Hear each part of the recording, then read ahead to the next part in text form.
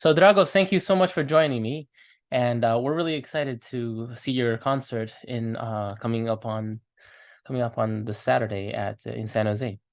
Thanks for having me. It's always exciting to meet new people, new guitarists, and to play in new places. I haven't been there yet. You haven't been to San Jose or haven't been to California? I've been to California, but I haven't been to San Jose, Okay, especially. I haven't. cool. All right. So we're looking forward to that. So for everybody listening, this is sort of on behalf of the South Bay Guitar Society, and we're hosting Dragos. We'll post the information in below. And Dragos, I wanted to ask you first and foremost about competitions because as I was going through your bio, the first thing that stands out is over 40 competitions, right? Placing. And I noticed you're also studying with two guys. You study with Andrew Zone and studying currently with Adam Holzman. And both of these schools and both of their lineages are steeped in competition. And if you could speak a little bit to the value of it and all of this stuff. Absolutely. Actually, before we even talk about my teachers in the US, I can go back way to when I started the guitar, because I feel so much of my guitar history relates to competitions. So I studied classical guitar in Romania, and I've started in fifth grade, which was considered not late for guitar, but late for, how should I say, for music. Everyone else started in the first grade. And so there was always this idea in the back of my head, but also in the school, that I was behind everyone else. So I had to catch up really quickly. And one of the quickest way to catch up was to do competitions because it would benefit also your teacher and also you at the same time. So actually, my first year of playing classical guitar in school was with competitions.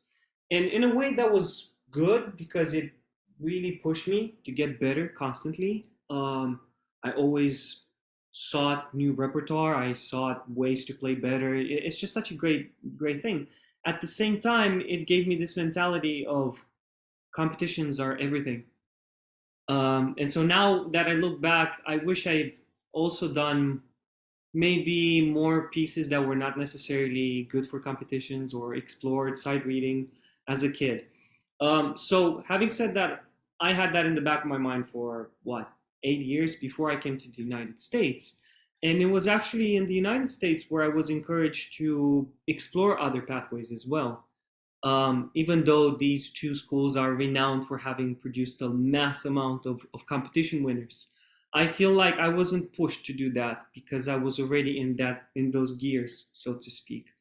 So it was interesting. For me, it was actually the opposite. That's interesting. Yeah. And so ever since coming back, ever since coming to the US, how many competitions have you done versus when you were in Romania? Um, that's a good question. I think I've done more since I came to the US. Maybe 20, if not more, in a couple of years. Probably more. Yeah, I would say I did a little bit more than in Romania, but the ones that I did in the States were solely guitar competitions, where I was competing only against other guitarists. Whereas back in Romania, I did also more general music competitions, where you'd compete with cello, piano, and violin.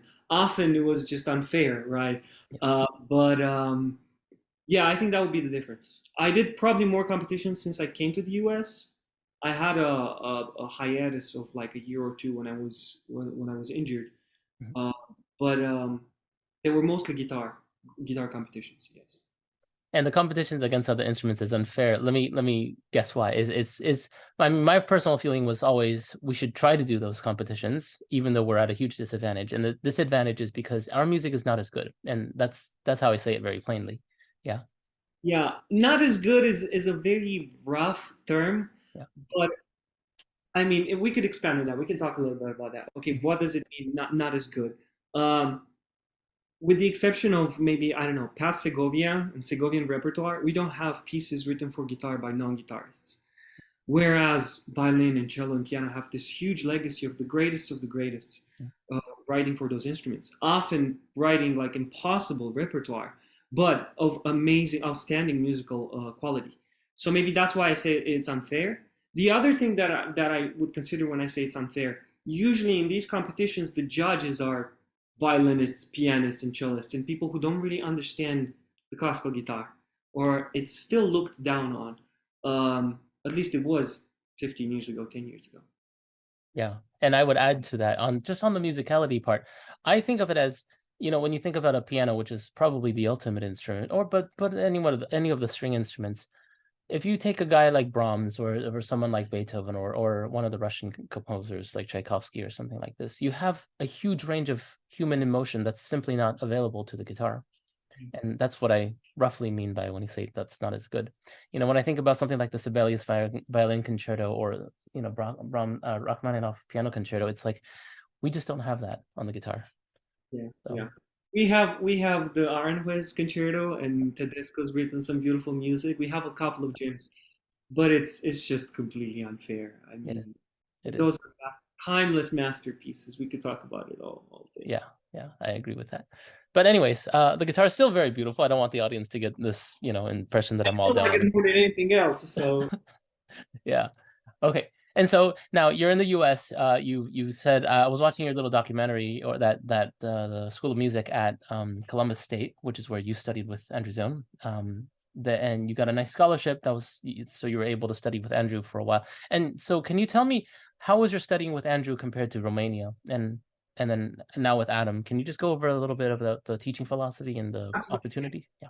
I was talking about that competition mindset that I was in. And so I get to Schwab, which to me was an absolutely life changing experience because it wasn't just Andrew Zone, who's an amazing teacher, but every member of the faculty there was world class. So the piano teacher was winner of Violin Clyburn. The violin teacher studied with Yasha Heifetz, I think. The cellist won Tchaikovsky or some so like just absolutely incredible faculty members who are very friendly to us. They're very open to us. Keep in mind this is a very tiny school. We had like maybe 200 students at a time, and so we would interact with each other a lot, and that was completely different from how I studied guitar because as you know, you're a guitarist. We don't usually hang out with the other instruments. We don't play in an orchestra, right? So we lose a lot of valuable things, other cool repertoire that your peers might be playing of composers that you never hear because they haven't written for guitar. That was a completely different thing. And then when I got with Andrew, he really tried to open my ears to a lot more subtleties and to things that I haven't really considered as much. So we would take pieces of music that I was already playing and we deconstructed them. Just okay, let's look at it harmonically. Let's analyze this. Every week I went there. There was a new piece on the stand. Sorry, I don't know why I'm blanking now. There was a new piece on the stand, and I had to sight read it for him, which is stuff that I haven't really done, not at school, and that really helped me. And it also helped with my confidence. It helped me with making me think more as an artist and less of just a guitar player. And I thought that was just life changing. And then when I got to study with Adam, Adam actually helped me a lot with. I mean, to me, he's a musical genius. It's funny. I've studied him now with him for 5 years. 5 years. This is my fifth year. Wow, my fifth year studying with him. And every lesson I have with him, and I'm serious, every lesson I have with him, he makes me feel like I don't know music. Because no, but it's just so brilliant because he thinks about it in such a natural way. To him, the notes on the score speak in such a way which is just fascinating. So that was another how should I say layer of deep thinking in music that I haven't really done so much in Romania. Also, Adam has helped me fix, so to speak, a lot of technical deficiencies that I had because I mean, as I grew um, technically and musically, I developed a lot of little habits that were just not helpful for playing the guitar. And I'm sure that also was in part why I got injured in the first place. And so all these past 5 years were me bothering him. Okay, how do I do this? How do I do this? How do I do this? So he helped me a lot, definitely a lot. Can you give us some of those? Because I know there are some guitar aficionados. They've plateaued in their playing, right? Maybe they've heard, oh, you need to work on this more. But can you just give people maybe in the audience some specific examples of what Adam did and I, I can I can even show it just please. as possible. So in my left hand, because what happened, I feel I started very early. I was 8, so I was this height, and then I grew in this height. Now I'm 6'3", and so I actually never adjusted my technique as I grew. I kept the same technique, but I grew around the guitar. So, for example, some issues that were not a problem for me in the first years of playing the instrument later became problematic. Like, for example, just pressing with the fingers, I would compensate so much with my wrist. At times, my wrist was like at an almost like a 95-degree angle from the forearm, and that's just so toxic. I mean, I look at my old videos and I cringe. I wish I could erase them from this world, but maybe it's not. It's still value to some people. So a lot of the work was spent on this. I spent a lot of time also on the movement of the thumb, which I think is still misunderstood. Certain schools of guitar teach, especially in Eastern Europe, they teach to have a more stable thumb and move around. Where most ideal, mechanically speaking, would be a position in which the thumb moves as the wrist and the forearm remain in an aligned position. So it doesn't. If I'm here in the first positions, then the thumb is here. If I go back up, the thumb is here. This school has been mostly modeled after John Williams. In fact, if you go watch any videos of him, you watch his thumb is ridiculously high, and it's not because he plays like an acoustic guitar player, right? It's just always in a line position. So that was one of the things. What other little technical things? I used to play. Oh yeah, string crossing. Yeah, that was also a very big thing. I used to almost never string cross, which is going. How do I move the movement of the hand from going from one string to the other? And Adam has this great philosophy of. It starts with a simple question: Is my eye finger happy? Which means you should play in a position in which your eye feels comfortable on each set of strings. So the same way it feels on the G string should be also on the E. How do I get from here to here? Where some movement has to happen, right? How should I say? If you don't think about these things, the first instinct is to just, okay, let me reach out. But that will take your finger out of position so much, and you will produce bad tone, you won't have stability. It's these kind of details that I wasn't really thinking about. Well, I was, but not in the depth to which I would have wanted to. There's many other things that we could take the whole interview just to talk about that. But yeah. Those are two really good examples. Not the least of which, because it was interesting. Stephanie Jones was talking about her left thumb as well, and then I'm happy to hear sort of validation. The way I've been thinking about the left thumb as I teach it these days, and then the what he said about the index finger being happy is very much along the same way as I've had to break down my technique in order to teach it, right? And so I'm looking at my hand and I go, oh, I think that's what I'm doing. So it's nice to have that validation. Yeah, that's great. Those are two really important details. I think not only me in my development, but you continue to see them in let's say our students. Yeah, and if I can add something to that, another thing that I learned from my teacher is actually.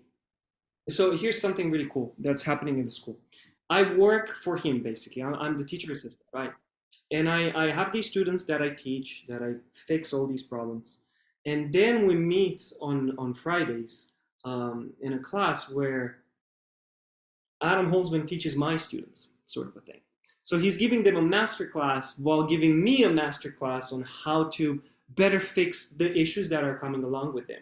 So I learned, exactly as you said, I learned so much better what I'm doing by teaching. Because, okay, what do I do? Oh, I do this movement. And then you reanalyze everything. And to have an expert teacher also go along with you on this journey, it's a lot easier because I don't feel like I'm going to break any student in my attempt to fix certain things. So it's been a journey for sure. That's a crucial point. Yeah, and I think the teaching in general, the biggest problem is that we have no direct feedback, whatever level you're teaching at. It's always you and the student, or you and a group of students. I have no direct feedback and immediate feedback on the effectiveness of my teaching. And so I spent many years after graduating watching all kinds of videos, trying to get any kind of information, trying to be inspired and getting any new information. But anyways, yeah, this is good. And I would say, the one time a lot of these things clicked for me was watching René Izquierdo teach my students in a masterclass. And he just completely destroyed my brain. And I just thought, how could you say so much about one tiny little thing? And so, yeah. Yeah. Yeah, René is extraordinary. He's another one of those guys who really he's capable to humble you instantly because you realize you don't know as much as you think you do as soon as you're in a room with him because he's thought about all these little details. I think he says it too openly that he's rechanged his technique like what 3 times or something like that, which is crazy to think about, but also inspiring. You know, it shows that he was constantly thinking, okay, how do I do things differently? It's super cool. Yeah, I have a story of Grisha Goryashev's dad, and I went to because I went to New England Conservatory with Grisha, and it was a tiny department, and so I was good friends with him, with Grisha. And one day Grisha just said, you know, you want to come by to the house and you can meet my dad, and because we'd be talking about his dad, and his dad was the one who taught Grisha how to play guitar. So I finally find a day, I go to his house, and then I'm playing for his dad. And so on the first day, he comes in like a surgeon, and he fixes my left hand. You're doing this wrong. You're doing that wrong. And then for 45 minutes, he's like a surgeon. He's like fixing my hand. And then after 45 minutes, I kind of say, oh, I think I kind of understand it. And then I went home. I continued to implement it, and it starts to feel more natural. And then a few months go by. I go to his house again. This time he's a surgeon on my right hand. He's there again tinkering. And then after that, I was like, oh, okay, I think I kind of understand. And that was the first time I had somebody in my face and just tinkering like a mechanic on my hands. And it was one of the best lessons, two best lessons that I've ever had on technique that I continue to implement with my students today. That's awesome. Yeah. That's really, I didn't know his dad taught him. Yeah. That's really nice. That's cool. Yeah. My dad taught me guitar, but he was no technician. Yeah, Really, yeah. So that early, I think 1989 or something video of Grisha when he's 9 years old on Soviet TV, the man beside him, that's his father. Yeah, I don't know that video actually. yeah. Ah, Okay. Yeah, well, I'll send it to you after this. Yeah. cool. So, anyways, this is cool. Um, Now, you sort of touched on this, your injury, but I was hoping, could you go into it a little bit? And again, I know a lot of people, a lot of my students, a lot of people in the audience, you know, amateurs, we have these little injuries, and to the audience, we only see you as, let's say, a professional product, and we never realize that, oh, Dragos had to go through these injuries and he had to dig himself out of it. Can you go through some of that? Absolutely sure. So it's funny even to use the word injury because usually it implies an accident or something happening. So a moment, a breaking point. And for me, it started so out of a sudden, out of the blue. I just started developing pain, both my arms. It soon developed into the back, neck, everything. And in 2, 3 weeks, it was so difficult. I couldn't even play guitar. I couldn't open doors without feeling pain. I couldn't hold a bag, just an empty bag. And then it was months and months of just misery. But I developed it over the course of years and years and years of playing the guitar with lots of tension, with lots of, how should I say, not most advantageous mechanical positions. That's what happened. I didn't necessarily have an injury of I've fallen off a tree and I've broken all my bones. It was the sort of injury of repeated stress, repeated motions that were not doing right. I wasn't using my body the way it was supposed to be used. And so after years and years and years, things started to crack. Um, and To me, one of the biggest revelations was coming in contact with body mapping, which is a how should I say? It springs from the Alexander technique, but it's mostly focused on musicians' injuries. And the term body mapping, it's actually not a metaphor. It refers to a map that we have in our brain, and each one of us has it. It's how your brain perceives your body in motion and in feeling and everything. It's quite fascinating because when we move, when we do anything, our bodies are going to follow our maps, not necessarily the anatomy of our bodies. In time, there can be some discrepancy between the two. So you could be using your body thinking that you're moving the right way, but you're actually not. And that causes a lot of strain on the body, and in time, you will get injured. That's what happened to me, and I'm still recovering from it. I'm making good progress, but it's been taking me a few years for sure. Can you share some of the corrective exercises that you've been doing or you've been assigned? Absolutely. Yeah, before even starting with exercises, I think the most important thing was to really get a good understanding of your arm structure, all the bones that make up your arm. and I could start right away and talk about this. Um, how many of you think of the collarbones as part of the arm? Usually in technique and in guitar technique, we talk about right hand technique, left hand technique, and the technique stops here. This is all the technique. But you move your whole arm, and you move your collarbone every time you play, even when you string cross. If you find the very end of your collarbone, I do this all the time with my students. Find the very end of your collarbone. There's a little dip in there, and if you move your arm around, up, down, left, right, you'll notice that it moves. In fact, any movement of the arm starts there, and that information alone blew my mind because it wasn't part of my map. I never considered this as part of moving. So I was playing guitar, I was moving with my arms from here. I was consciously blocking these areas, and I think now I swim, right? And I think how dumb it is that I didn't know my arms, because if a swimmer was to swim without moving his collarbone, you drown in 15 seconds. But because we do small movements, I guess the tendency is to narrow down and forget about the whole structure. So before corrective exercises, that's what I would do. Just look up pictures, just type it on Google, the arm structure, all the bones in your arm, and you will see the clavicle. You will see, the clavicle, the collarbone. You will see the shoulder blade, which is another mystical creature that doesn't get taught, and it's very misunderstood in playing the instrument. Then this part, I mean, everything that makes your arm, we can talk about it. That was the first thing that changed how I viewed guitar and how I viewed my body. And then I started with the spine. I went with the breathing, um, the hips. That was also really important how we sit down because the footstool, it's still almost standard requisite for playing the guitar. And I would argue that's one of the most, how should I say, dangerous tools that we have as guitarists. They really put your body at a very disadvantageous position. And we can talk about that if you want, if there's time. Um, the footstools are just a little bit of a danger game because you have people who've, like David Russell, for example. He's been playing with a footstool for how many decades? He has no problem, right? But he's one of those people who exercises like religiously. And there's different body types. Segovia didn't have any injury, and if you look at him, he always played like this in the old the ulnar deviation position, but he wasn't necessarily injured. Just because it didn't happen to them, that doesn't mean it can happen to you.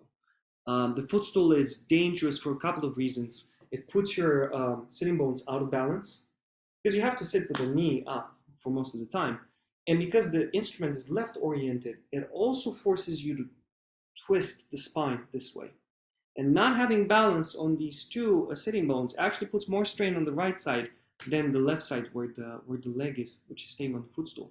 And in time, it will twist your spine, and it encourages the development of scoliosis on the right side, which is exactly what I have. And a lot of guitarists have these exact specific issues because it's a standard playing position. My spine developed this way because I was playing from a very young age. Yeah, and when you said that you're 6'3" now, but you used to be very short, and then you grew like a I almost imagine like a tree that grew around a structure. And I Absolutely. can see this in actually one of my students who I taught since he was very young, and he's grown very, very tall, and now that he's just starting high school. And I've been noticing in the last couple lessons, I need to address this problem because he's sitting like that tree that's hugging a house. Yeah, yeah. I mean, Uh, I haven't even changed. I still have my old footstool, and I could see the setting that I had most of my childhood until I got injured. mm. And so this is, I don't know, 13 years of playing with the same height, which is ridiculous. I'm twice the size that I was when I started playing the guitar. No one really thought to address the fact that now I'm just growing like a tree, as you said, around Yeah. the something really, really interesting to think about. Um, did Let me see. You told me you use the guitar lift, Yes. and how much, if you had to throw a percentage, like how much did that but first question is actually how many guitar supports did you go through to experiment with before you ended up with that the Okay, guitar? so Guitarist was, I don't even think it was around when I developed the injury. Mm. So I went to try ergo play, I went to try Gitano, I went to try I keep forgetting the name of it. It's a cushion. The That Dinarette cushion. Yeah. exactly. And they were all great. The problem was I'm pretty tall, Yeah. and I couldn't find anything that was really adjustable. And then guitar lift came in handy, and I would say just a few months of using the guitar lift took a lot of the pain that I had in my low back away because I wasn't doing this anymore, one leg up. It still took me years to figure out the upper back and then the arms issues. But for low back, it was one of those quick fixes, I would say. I noticed it in just a couple of months. I was like, oh, this is so much better.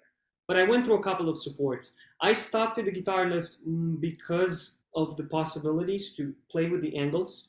It's on the back of the instrument, and just this alone creates such a big difference. Whereas I feel with the other supports, I could never really get a lot of different adjustments. And I've experimented with the lift. I still am. I'm driving Felix. Felix is the owner of Guitar Lift. I drive him crazy all the time because I'm always coming up with a new thing. It's like, I'm doing it here. I'm doing it here. Last summer, he built me a guitar lift that is like this long. And I had the guitar on this side. I wish I had a photo to show you. It was just ridiculous. Now I'm back to a different setup, actually. I can show you. It's really, really cool if you'd like to see. Yeah, please. I got it to where, so if you take a look at my lift, I have a heightener on this part of the cups. Because the other problem I had after a while, it was just too parallel to the guitar.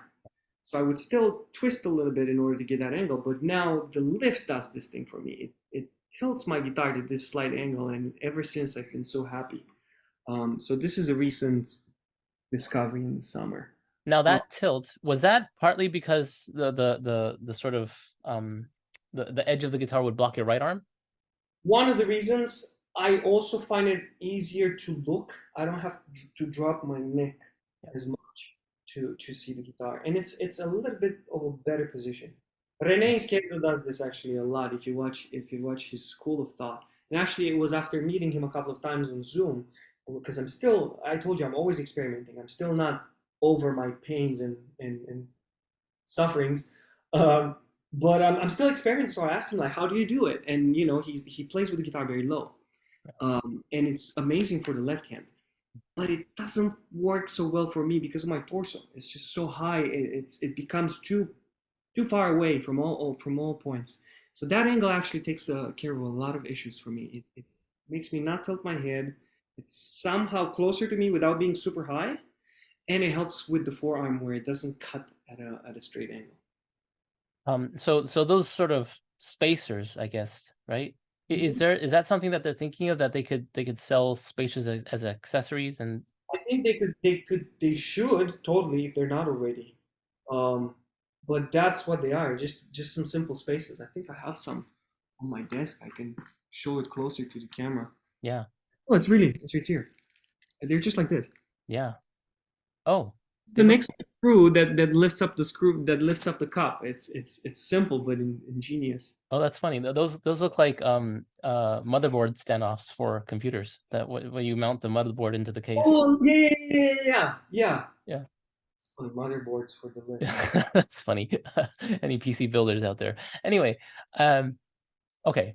And so, okay, here's a very side thing. We could probably talk more about this off the thing, but I wanted to introduce it, throw it out to the audience, because I was at San Jose State. I was talking last semester. I was talking to a professor of industrial design, and I said, "Look, I have this question. Is it possible to 3D print accessories or parts for a guitar support? Can we design something that we can use a combination of off-the-shelf parts from Home Depot or something, and 3D print some other parts? And then is it possible to design something that's less than roughly $30? Because I'm thinking public schools, if they have to buy 30 of these, right? And I was thinking the price range, more expensive than a footstool, so but less expensive than the next thing. So we're around $30. Well, anyways, during the summer I went back to Taiwan, and there's this little guitar shop, and it turns out they were iterating on some of the problems with the what's the one that looks like A-frame, Doro, right? So that's the one. That's the one I use. I should know the name, but it's a suction cup one with a strap. They renewed some aspects of the gitano. They renewed some aspects of the guitar lift. Like they came up with their own solutions to the problems. And I just thought this is ridiculous because they made a better suction cup, according to them. They improved some of the mounting holes adjustments. I don't remember. I don't use the lift, so I didn't really pay attention to that. still don't Um, know. I didn't understand your support. So it's strap based. I don't know. The strap it's all suction cup on the bottom of the guitar. Okay, okay, Yeah, okay. yeah. But it's called Doro, the apostrophe oro of like gold. Yeah, I'll, yeah, maybe I know of it. I'm not sure. I have to see it. Yeah, yeah. yeah, yeah. But anyways, this is a fun conversation. Okay. So because I wanted to share this with you too, because when I moved off the footstool and I started to experiment with the gitanos and the ergo plays and all this kind of stuff, yeah, I felt immediate relief. But I didn't discover that next level of I feel good sitting down until many years ago, my mom introduced me to a Pilates teacher who was also a physical therapist. So that's on one hand, and then on this other hand, um, I started watching more YouTube fitness videos, and then I decided after watching this particular ab workout video that an ab routine would take 5 or 6 minutes. And so this is something that there's no reason I shouldn't just try to knock it out every single day. And so I was more or less able to maintain that from roughly 2018 to through the pandemic, every day, every year, those 2 years, 3 years, I didn't miss a day. I should say that again. I missed about 10 days per year. With abs. Yeah, I don't not anymore, as the pandemic screwed me up. Yeah, but the point isn't abs. The point is it felt easier to sit. It's like a stupid thing to say, but No, it's not at all. yeah, It's because your whole core. We're a tree, yeah, right? Think of a tree, right? The core is in the middle. Our spines are in the middle. Or at least the weight bearing portion of the spine is in the middle. This is another big misconception that I used to have with my spine. I always thought it's in the back. I feel it in the back. So therefore, this is how I must sit. I must sit straight. We don't work like that. Imagine how ridiculous would be a tree with its core at the end. The wind would push it away. And so when you work out the abdominal muscles, which they're a wall, they go all around. You have muscles at the back here also, which are part of the core. You're sitting better. You're more supported. Your arms can move better. And yeah, I'm glad you brought this up for people who don't think about this. yeah. I mean, if you have pain here, but your legs are weak, you work as a whole. Right? This is the moral of the story. And this is why I exercise, but my favorite form of exercising is swimming, because that gets to work all these muscles, including my core, my arms, my legs, everything. It's been so helpful ever since I started. I'm horrible at it. I don't show it to people, but it's been helpful. It's been very helpful. Is when you swim, do you have a routine that you're doing laps or time, or how do you do it? I took lessons with an instructor. I try to do it like guitar. Yeah. I have a routine, as in I focus a lot on my backstrokes, Mhm. these rotations, because right now my most painful areas are in between my shoulder blades, and it's partially also due to my scoliosis, but also because we play and we sit in this position for so long, and those muscles get tired just being static. So I do a lot of these backstrokes. Helps me a lot. And then I try to do freestyle. I still haven't figured out breathing, but I'm trying to focus. I'm trying to focus on large strokes, stuff that really forces, as I said, like this movement of the collarbone and the shoulder blade that would normally not happen if I'm just sitting here with the guitar. That's my routine. I don't do anything crazy. It's very basic, but it works for me. Yeah, I think it's really good. Really, I think it's really important for every musician to try to find some form of exercise that they can stick with. Yeah. Yeah, because Yoga. Some people love yoga, Pilates. I've done a couple of years of yoga. Unfortunately, they just hurt my wrists. Um, but I know people who do it, and they feel much better. And we had that talk that Australian orchestra was Sydney, yeah. or yeah, where they started doing yoga and Pilates, and they felt so much better. A lot of them just kept going after that. Um, it's important to find what works for you. Some things are a little better than others for us, depending on the type of the instrument that we play. I will say, at first, depending of Well, if you have an injury, then you really have to be careful. And this is why I like swimming so much, because it's not so damaging on the joints. Yeah. Movement in the water is so much safer. So I can do very extended motions like this. If I did it with a weight, it would probably hurt me as compared to when I do it in the water. So at least I feel more safe when I do that, for sure. Yeah. Now, just because I heard Joe Rogan talk about this, he has this guy who has free weights in the pool, and he's working out with weights in the pool, and it's a way to minimize a lot of impact. Meanwhile, you get ridiculous cardio. And now I've never tried it, but it just makes sense to me. Now, do you have an opportunity to explore with that? I have weights right here. Yeah. I have a pool that is like 30 seconds from my apartment. Yeah. Fortunately, it's cold right now here in Austin, in Texas. It's cold in Texas finally. I will try it. I've never heard of it. Yeah. I think, what do you know his name? The podcast episode or something? Yeah, I'll find it and I'll send it to you. Send it to me. Kurt Hamilton. No, okay, I'll find it. I'll send it to you. Yeah. I mean, I've done things in the water to where just like I simply move. I walk in the water, or I let my arms come up and move down. It's just such an interesting, a different way to feel your body, because of the density of the water. It's really really cool. I haven't thought about weights. That might be Yeah. interesting. Yeah, and there's also I don't know if you watched Neo Virtuoso guy on YouTube, and he's got interesting exercises that focus on flexion and extension of the leg joints. And there was one particular exercise he's showing, and for some odd reason I just decided to try it in the pool. And then I realized that if you do that exercise in the pool, it takes out all of the impact. And it's already, I think, a relatively low impact sport. But I'm thinking in terms of an old person who has to do something like this, the pool is the next more fine progression. And so anyways, I left a comment on this YouTube video, and one of his trainers actually got back to me and said, actually, that's not a bad idea. So anyways, That's yeah, pretty cool. And now, so are you gonna your DMA work, is it focused on anything related to injury or this kind of stuff? No, I wish it was. So my DMA is performance based. Mhm. I have to give 3 recitals, 2 solo, 1 chamber, and then the fourth one is a lecture recital. Although I think they might be adjusting this to a specific performance project, for example, like a CD recording, or a series of concerts. But we'll see about that. I thought about doing my topic, my presentation on body mapping in the arms, but we'll see. We'll see.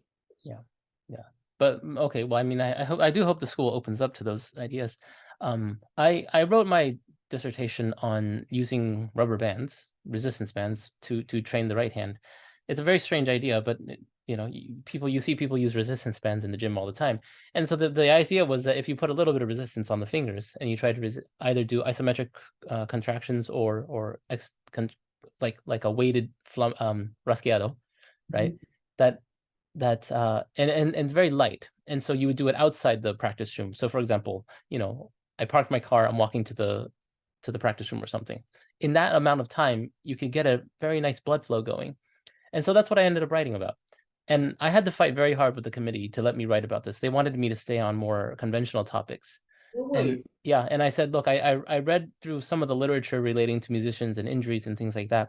And I just found personally from reading the literature, but also talking with a lot of PTs who have dealt with musicians, saying that essentially people can sort of only injure themselves in certain ways, and you know, the computer worker who's also hunched like this is similar to the guitar. Okay, so because of that, I felt that there was enough material out there that people could sort of derive, you know what, for a guitarist, these are the yoga or stretches or whatever that you should do.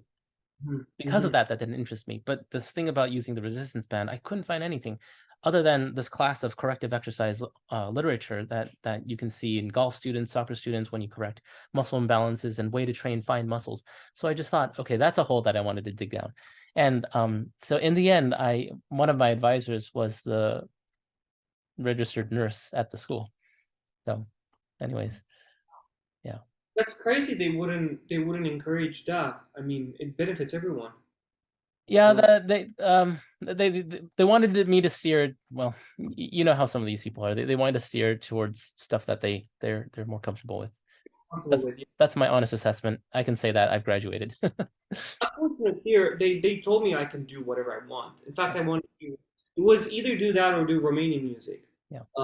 which I felt I was gravitating more towards because I'm already doing a lot of work, body mapping work outside Yeah. of school. But they're very open to do everything. I mean, I had a colleague who did his lecture dissertation on mental practice Mm. and visualization, which is again so important to us, and it's outside of the realms of just here's a piece by this composer who wrote for guitar. I mean, that was also useful some decades ago. I think it's time we move on to expand our I should expand on this real quick, just for some listeners, because the sort of conventional way when you write a doctoral dissertation is you write it either from a historical perspective or a theoretical perspective, and generally we don't venture out into these lanes or the medical fields or the these kind of sports or psychological fields. We don't go in there, but in the recent years we found that there's so much overlap, and everyone acknowledges that it exists. And so on New England Conservatory side, I could understand why, because it's a small school. We don't have the expertise that UT Austin might have, where you can just go, well, we don't have it in the music department. UT Austin, just go to the kinesiology or the sports science. Yeah. So yeah. yeah. So I could see why they fought so hard, but I was also glad I was an older student, and I was I wanted my topics. So yeah. Yeah. So this is cool. Okay. Now we were chatting yesterday, and I was sharing with you that some feedback that I get from the audience is that, hey, why don't you ask Dragos about the music that he's playing or the guitar? And I said, yeah, I know I should. As a guitarist, sometimes I don't care. I find this to be more interesting, but I'm looking at your program, and there are a lot of pieces that I don't know. So actually now I am interested. Um, I don't think a lot of the audience people know who Miroslav Tadic is, or they know Bela Bartok, but then also this your last composer, Nuccio D'Angelo. Yeah, yeah. We can talk a bit of the program. It's actually funny. I like to do. I mean, I almost always program sets when I play concerts. I think they go better with the storytelling and the audience connect so much better. So for this concert, I divided my program in, you could say, in three parts. There's an introduction, which contains two pieces. I put the famous Gnossien by Satie, and then immediately I put a Romanian tune arranged by Miroslav Tadic. Miroslav Tadic actually spent a large portion of his life in California. He taught, I can't remember what school. Um, Cal Institute of the Arts near Los Angeles. yeah, Los Angeles. I thought so. But yeah, so like he's an amazing guitarist and arranger, and he has a deep love for the Balkans. He is from the Balkan area. He's arranged a lot of music from different countries: Serbia, Macedonia, Romania. And actually, I paired that dance, which is from the southern area of Romania, with the Gnossien, uh, not just because I like the two tunes. Not a lot of people know this, but actually at the time Satie wrote the Gnossiens, he was very involved with Romanian music and Romanian art. He was really good friends with a Romanian sculptor, Constantin Brâncuș. He was, I mean, he's considered to be the father of modern sculpture.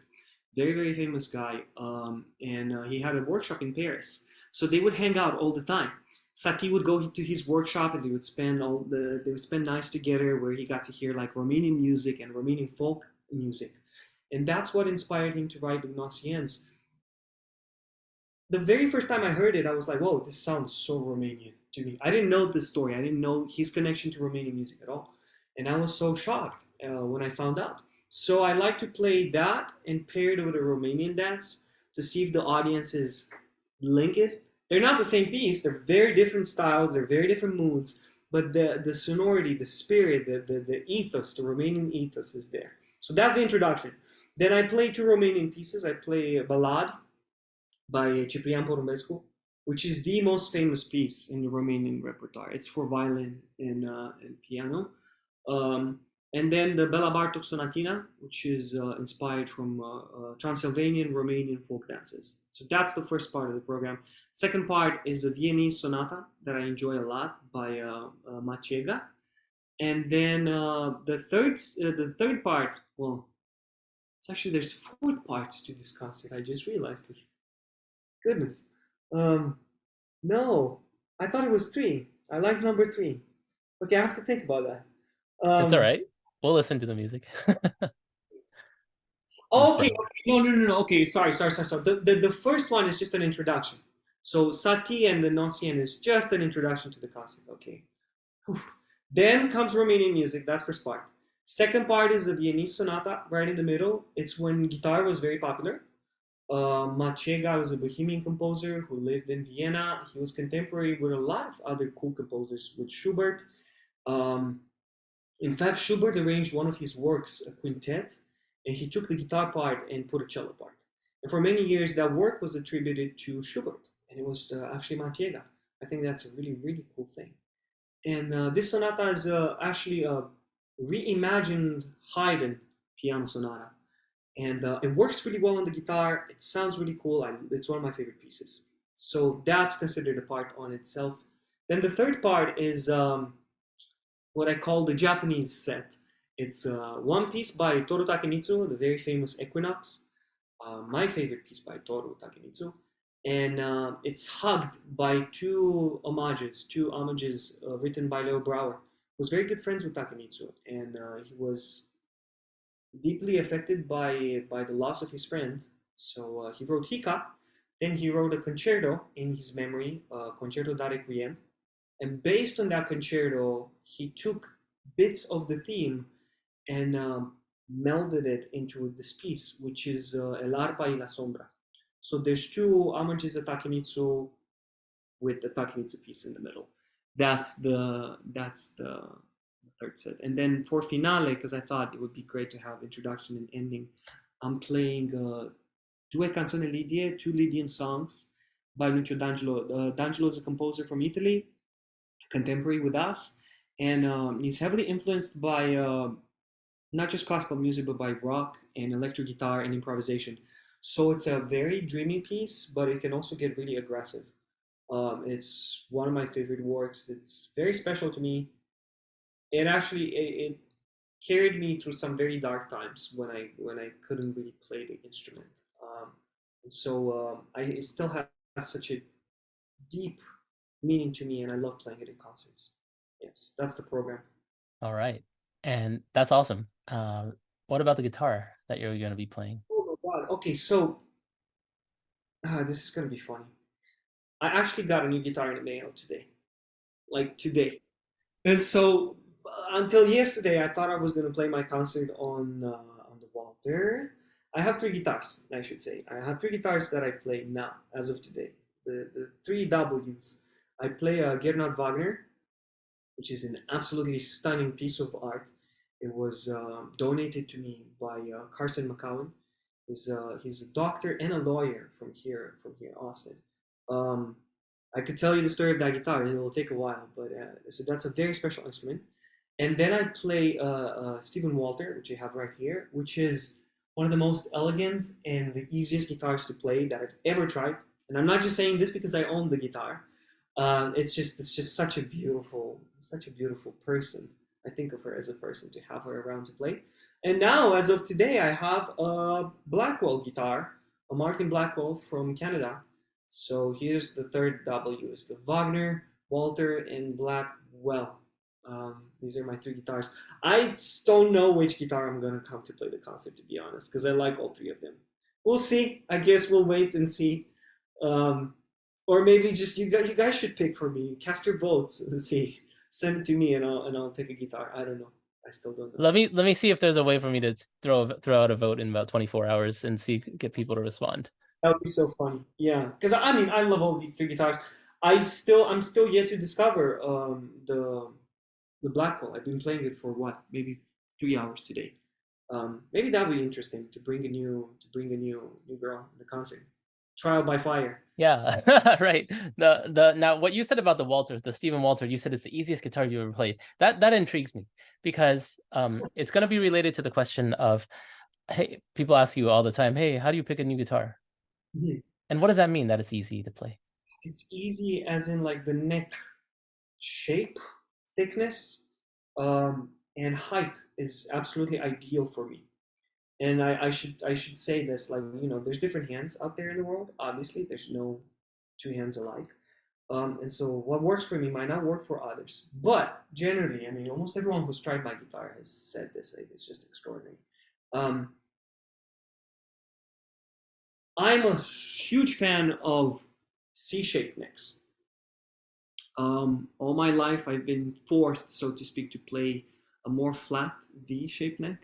And some people love those, and I have no problem with that. It doesn't work for me because it forces my thumb to go back this way. And as soon as you do this, these muscles engage, and then you start to tense up. So I prefer necks on which I don't have to do that, so I can easily travel with my thumb, just as we talked at the beginning of this interview. I didn't know this right away. It took a couple of years and experimentation and playing guitars that just something wasn't right. And this is the absolute ideal. It's super thin, which works very well for me. In fact, Pepe Romero has this thing where like a great way to figure out the neck thickness of your guitar is if you just drop your hand and you look at the distance between the thumb and the index. That's your natural spacing, so to speak. You want a neck that fits like that. You don't want a neck that would stretch you out of that position. Um, and if you think of the old school, right, like the Ramirez's that try to model Segovia's hand were like these just huge, strong, thick pieces of wood. And that's not how old Ramirez guitars used to be. Or like, or if you played Torres's, the Torres neck is just delicious. It's so easy to play on. It's such a beautiful, natural, rounded shape. Um, so that's why I say when I say that's what I mean when I say it's just the most comfortable guitar to play. It's the perfect combination of thickness, neck shape, and also string spacing that works for me. It's just It's not a 52 for string spacing. Was this a guitar that he built for you? 51 point something, I think. Oh, yeah. Yeah, for me, I told him specifically, like, please make me a guitar that's comfortable to play. And he did it. And every guitar that I order from now, it's basically modeled after this. I think so. Yes, yes. So I told Blackwell to make me a very thin neck with the specs from this guitar. And every luthier is different, of course. I mean, just as I said, like these are works of art. You can't replicate them. But at least if the principles are um, followed, that works for me. Just to wrap this up for people out there who might not feel the same way, I feel like you should really try to experiment and try all the different types of necks. See what you really like and what works for you. There should be some mechanical guidelines, I will say. Like I said, like this one, for example, or the thumb, which to me is a big issue. With flat necks, I'm almost always forced to bend the tip of my thumb as I travel up and down. So watch for that. If you have a smaller thumb and that's not a problem for you, maybe that's the right neck. For me, that's the neck that works. This shape works. Yeah, that's solid advice. The sort of acoustic advice I give to students who are in shopping for a guitar is that you have to have some kind of internal conception of effort versus output. And so if you play this hard and you get very little sound, well, that's not a resonant guitar, and that's an obvious example. And then so the one time I played something like I felt like the guitar was a Ferrari. It wasn't very loud, it wasn't very particularly expressive, but it was so fast. It was this Malaysian guitar, and I would never play it, but it was ridiculously fast. So it had an incredible response, and so anyway. The response was fast, or because it was also easy to play. It was both. It was both, but it was insanely fast, the response. So it popped right back at you. Yeah. So yeah. Right. It's interesting, so for example, like the Wagner, actually the neck shape was not good for me. Hmm. And I had to actually change the shape of the neck. That's okay. And Brunet, Richard Brunet and Marshall Brunet up in Chicago helped me with that, and they did an amazing job. Where they modeled the neck of the Walter, and they made a beautiful. They now that neck feels just perfect. I don't know if I'm supposed to say this to people out there who love not changing things about guitars, and I was advised. Some people told me not to do it. Other people told me you should go and do it to make it comfortable. So this is advice. They don't take my advice. But if you destroy your guitar, don't come to me after this. But it was a risk that I took, and it paid off. It really paid off. I think people should. I think people should do DIY stuff like. I mean, but not haphazardly, of course. But strangely enough, the guitar that I currently play on is a Ramirez. but it's Okay. not any new Ramirez. It's an old Ramirez that somebody went into and changed the neck. You can see from the different tone colors of the back of the finish, and it's insanely comfortable. And Oh, when nice. the first response that I tell, especially luthiers, you play Ramirez, you know how uncomfortable, how impossible to play is. It's not. The neck's comfortable. I swear to God. Amazing. Yeah. Yeah. What about the size? You get used to it. Yeah. Yeah. Oh, it depends. Like, so I feel I would benefit from from a larger size guitar, even though my Wagner is a smaller size guitar. It's so strange. I can never pinpoint exactly what it is. Each guitar is so unique and so special, in its own way. But I want to try your guitar, man. I want to try it. Sure. Yeah.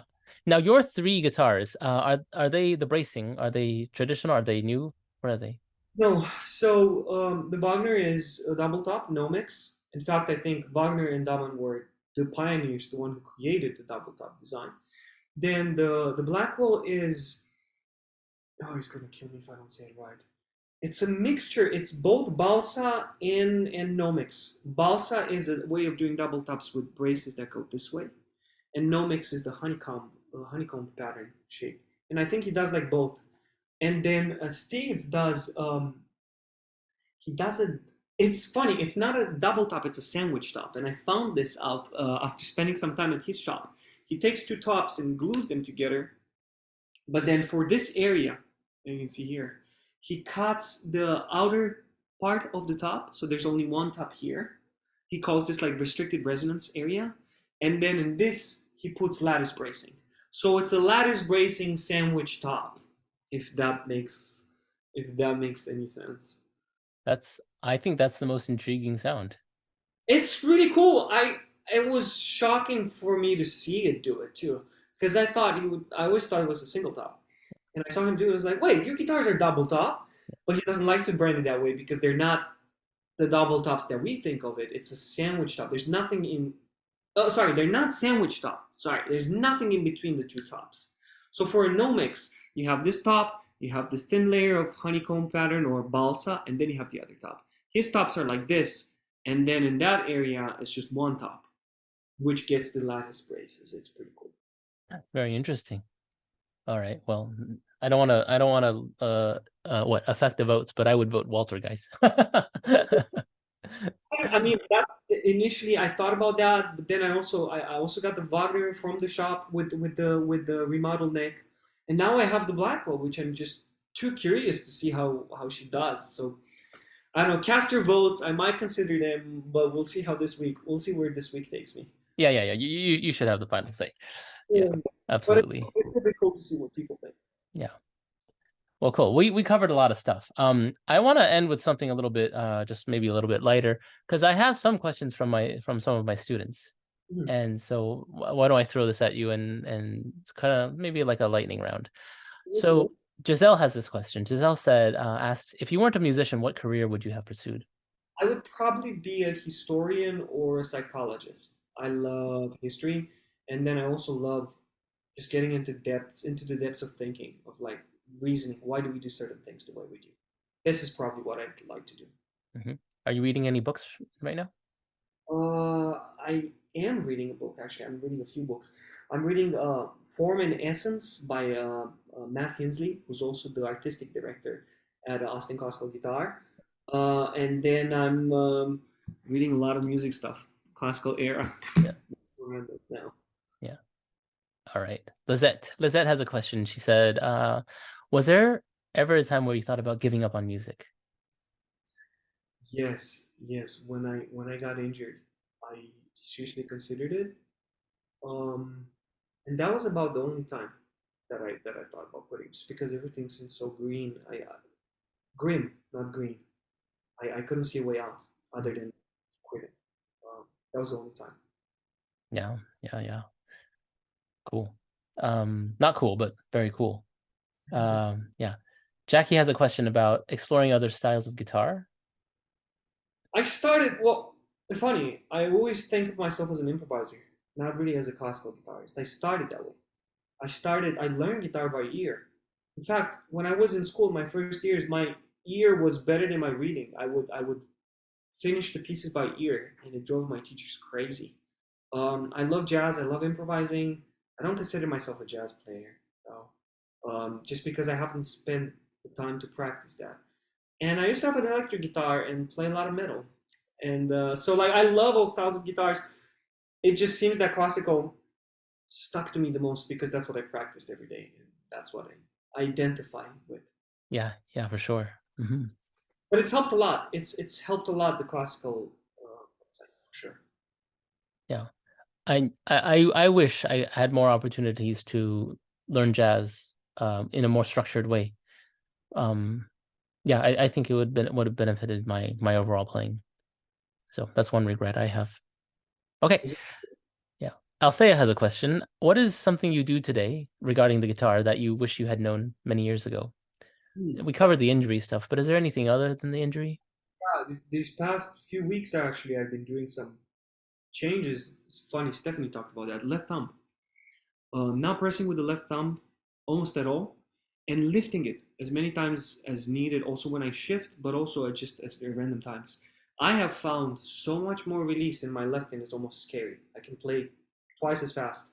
Although now, because I have so much speed, I don't have control.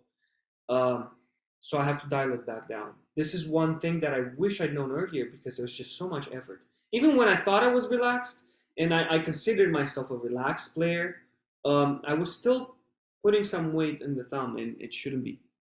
The weight comes from here, from the big muscles, and the thumb is just a little support guide. That's it. So that's the most recent thing that has changed my playing. Let me run one of my ideas by you and tell me what you think, and honestly what you think. So one of the ways I teach the thumb is I ask, why do you need the thumb? Well, you need the thumb because if you press on 1, 2, 3, 4, the neck will move. And so you want the thumb there to support.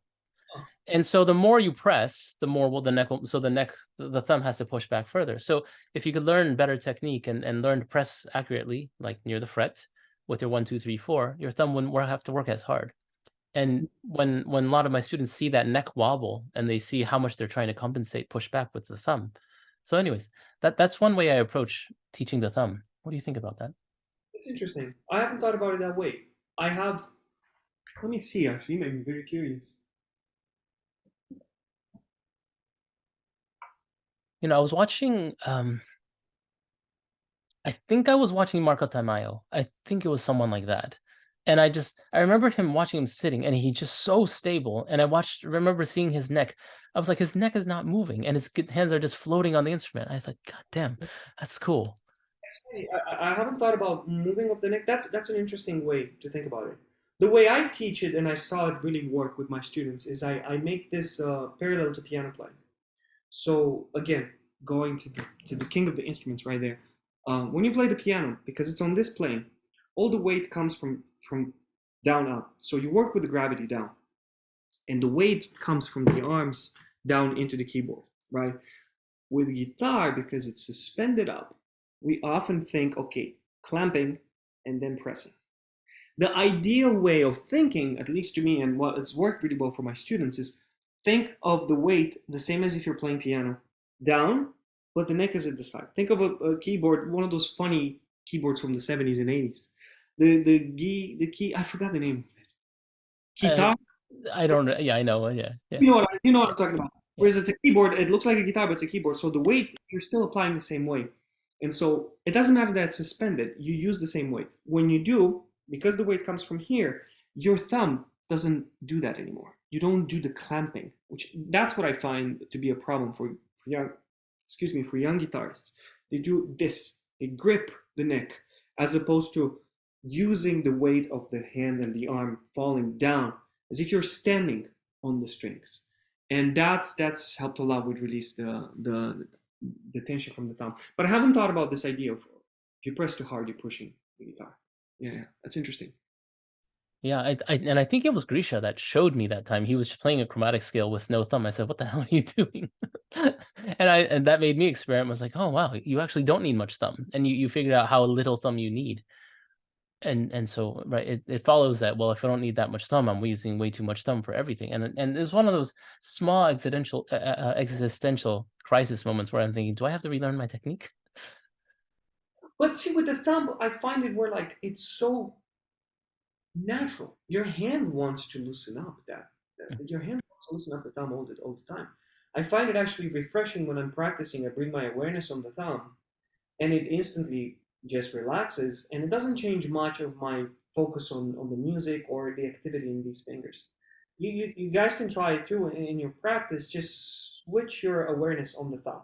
Just become aware of the thumb when you shift or when you play slurs, and you will most likely want to loosen up, or you will notice a certain level of tension. Um, so it might not feel so drastic as like, do I have to relearn my technique, but more, oh man, I can think of the thumb, and let's go, let's let go of tension. That's exactly. Yeah, yeah.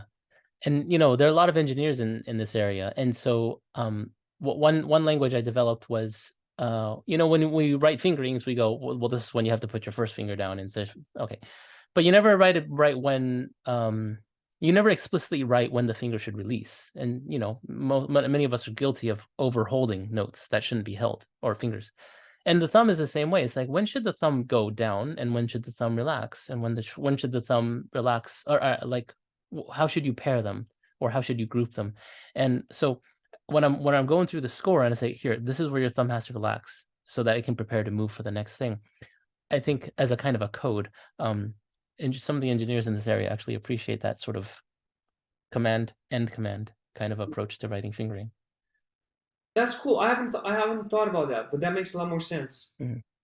You can make a case about many things like breathing. Yeah. You have breathing marks in when do I focus on the breath, or releasing the fingers is really cool. Mhm. Uh, or resting your thumb on the strings when you play with the others. Do you write down? Do you write that down in your fingerings as well? So there's ways to, I guess, organize commands for each set of patterns. But I haven't thought about doing that for the thumb. I release it as often now. I try to release it as often as I can. As Yeah. often. Yeah. I definitely agree with that. Okay, so one last question from Sean is, what's the best advice you've ever received as an artist? Now As an let's take the injury stuff, let's take the technique stuff out of it. Anything big picture. yeah, there's a couple actually. Mhm. Um,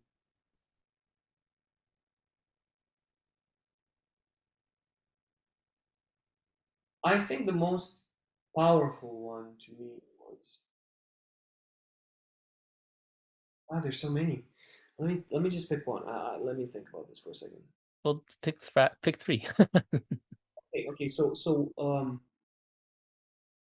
Well, the first one I would say, and again, like this is artist, also technician, um, would be that you can try and find as many great teachers all over the planet, but the best teacher that you must find is yourself. Like you have to be your teacher, and you have to be your best teacher. And that is a different mindset. It's looking at everything differently. That's advice, not as necessarily as an artist, but it could be applied that way. I would say as an artist, the most helpful thing I've gotten, and it took me years to I'm still working to get this in, is to really, I mean, allow to be myself instead of trying to chase an ideal of someone else, or like trying to be like someone else, or to fit a certain type of artist. Um, and it takes a while to get to know yourself. It's so funny. You have to think, you have to get out of the first person narrative and think of a third person narrative, and project yourself out there, and then see, okay, is this really what I want to be, or is it who I am? Like what who I am at the core? How do I interact in the simplest forms, and then allowing that to manifest, because when you play, when you do music, you do you play you, and so why would you try to not be you? It's baffling. That was the biggest advice, honestly. Just it's trying to be, I know it sounds cliche, but it's a lifelong journey, really, to allow to be yourself, to be friends with yourself. It's crazy. Yeah, that's the No, big. Yeah, it's not cliche. I mean, there's a book that I've maybe quoted once or twice on these podcasts already, which is but the author William Deresiewicz makes an argument for why do you study the classics, and it's because there's a part of you within the classics, Hmm. and so why do you read Shakespeare is the same question as why do you like Bach? Well, it's because there's a part of you in Bach, and so there are times when you play a piece of music because you know you truly love it. And then even the competition stuff aside, right? There's times when you play a piece of music, it's because it's sort of fashionable. All these people are learning it right now. And then I can think of many examples where Albanius, for example, it's not my personality, but I played a bunch of it because it was sort of you should play it, right? And I could never play it properly and never enjoyed playing it. And so that's what I would throw into the fashionable category. But it's not until these trial and errors, you've memorized the piece, you've performed it a few times that you realize, I don't think that's me. And then you move on to the next thing. That's why it takes so long. Mhm. Yeah. Yeah, and its pieces, its sound, its movements, it's everything. Really, it takes a lifetime. Yeah. Um, it's interesting you mentioned the classics. Yeah. It's funny. It's funny too. Yeah, yeah, yeah. I don't identify with many of the standard composers that are, so to speak, guitar canon. Yeah. It's okay. That's fine. It's just not who I am. Definitely.